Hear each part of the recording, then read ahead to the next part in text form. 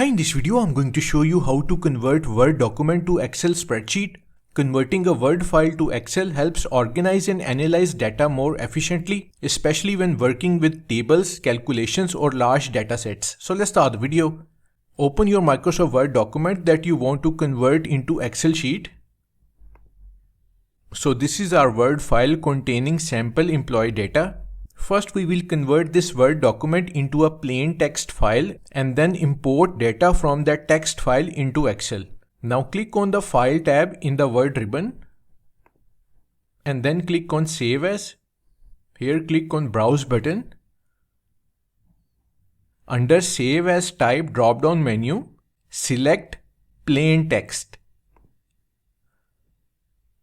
Give name for the text file. Now click on Save button. In the file conversion pop-up, click OK. Now open blank Excel worksheet. Click on Data tab in the Excel ribbon. In Get and Transform Data section, click on From Text CSV option. Browse to select the text file you have just created. So this is the text file. Click on Import button.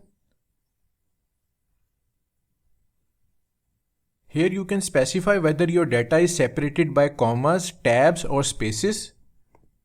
We are going to keep everything at default. Now click on Load button.